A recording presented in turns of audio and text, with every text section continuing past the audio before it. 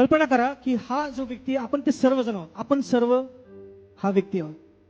आणि याच्यावरती परमेश्वर जो, म्हणजे इमॅजिन करा की मी परमेश्वर आहे आणि मी काम करत आहे, तुमच्यावरती मी काम करत आहे.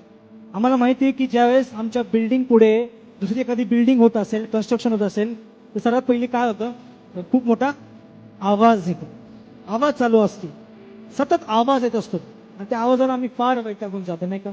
मला सांगू द्या की देव म्हणतो की मी तुमच्यामध्ये काय करत आहे, काम करत आहे.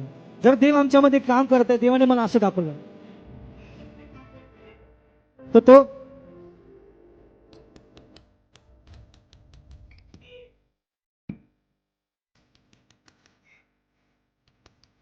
टोकत असतो, आम्हाला आकार देत असतो, काही गोष्टी तो आमच्या सरळ करत असतो, काही गोष्टी आमच्या जीवनातून तो काढत असतो. आणि ज्यावेळेस तो ठोकतो, थँक्यू ब्रदर, ज्यावेळेस तो ठोकतो त्यावेळेस काय होतं, आवाज येतो. काय होतं, आवाज येतो.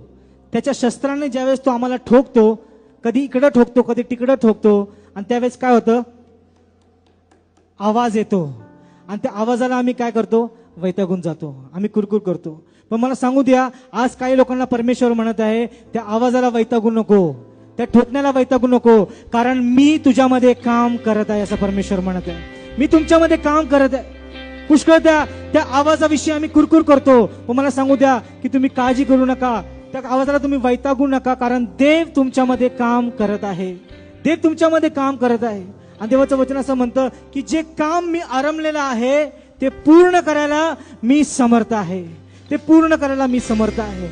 एक दिवस असा येईल ज्यावेळेस आम्ही त्या ख्रिस्तासारखे होणार आहोत. एक दिवस असा येईल ज्यावेळेस आमच्यामध्ये काही कमतरता राहणार नाही. जे देवाचे अभिवचन आहे ते पूर्ण होतील.